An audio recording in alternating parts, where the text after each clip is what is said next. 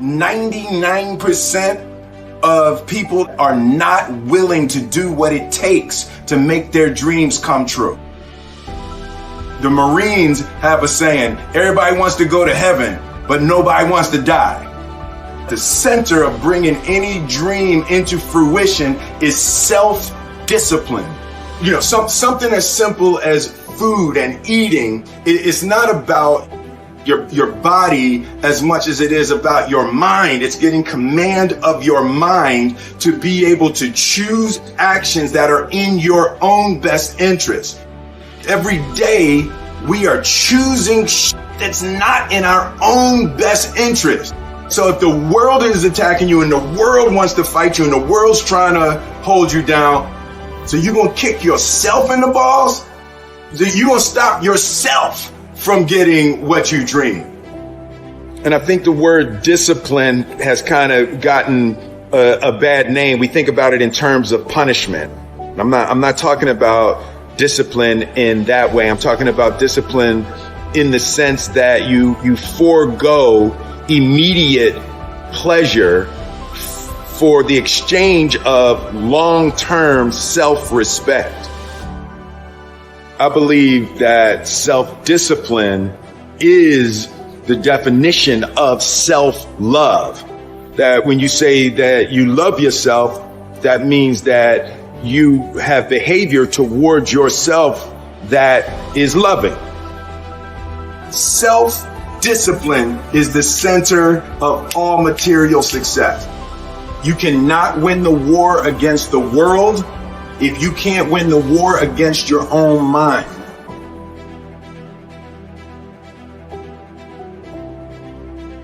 Self-love is when you say to yourself, man, look, I know you and that girl got a real connection. I know y'all vibe, but that's your girl's cousin. So I love you too much to let you do that. It's like you say to yourself, hey man, look, I know you want to eat that pizza and it'll be really good, but I can't let you eat that, man, because if you eat that pizza, you're going to feel like shit, and I love you too much to let you eat that. Self-love is, hey, look, I know you got a test on Monday, and I know you really want to go out with your friends. It's Saturday night, you want to go out, but if you fail that test, you're not going to feel good about yourself. I love you too much to let you go out tonight. Self-discipline is self-love. If you want to be happy, you have to love yourself, which means you have to discipline your behavior. The road to sustained happiness is through disciplining your behavior. We tend to base our self-esteem on what other people think.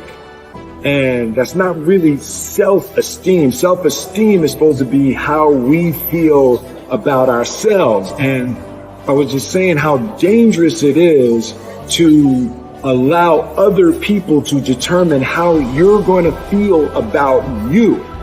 And it's kind of like looking into a broken mirror. You're going to look in a broken mirror and then change your face to try to look good in this defiled, busted, broken mirror. And it just, other people's opinions is a really way to determine how we feel about ourselves.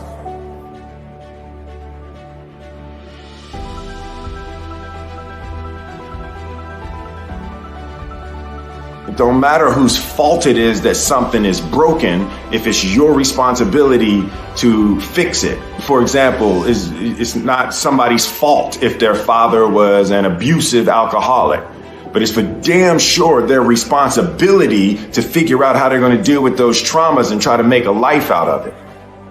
It's not your fault if your partner cheated and ruined your marriage, but it is for damn sure your responsibility to figure out how to take that pain and how to overcome that and build a happy life for yourself.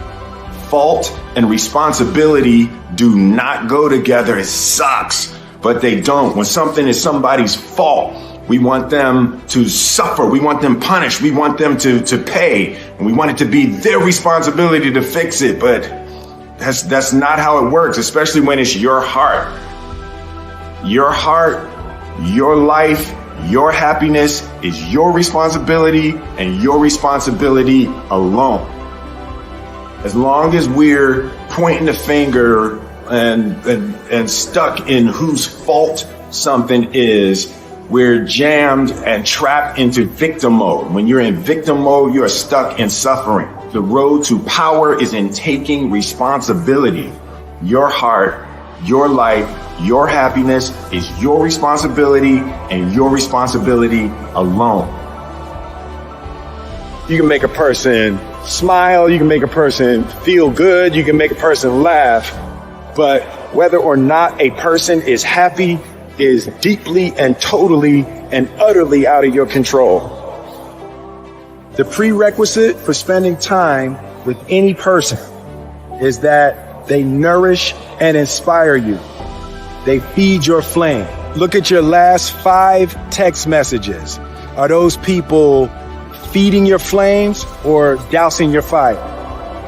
Put your phone down for just a second and look around. Look to the people around you. Are those people throwing logs on your fire or are they pissing on it?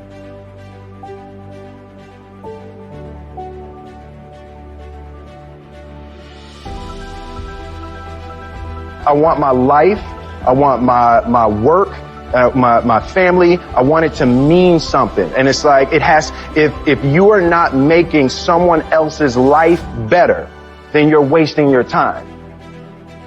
The separation of talent and skill is one of the greatest misunderstood concepts for people who are trying to excel, who have dreams, that want to do things. Talent you have naturally. Skill is only developed by hours and hours and hours of beating on your craft. You don't try to build a wall. You don't set out to build a wall. You don't say, I'm going to build the biggest, baddest, greatest wall that's ever been built. You don't start there. You say, I'm going to lay this brick as perfectly as a brick can be laid. There will not be one brick on the face of the earth that's going to be laid better than this brick that I'm going to lay in this next 10 minutes. And you do that every single day, and soon you have a wall. And I think psychologically, the advantage that gives me over a lot of people that I have been in competition with in different situations is it's difficult to take the first step when you look how big the task is.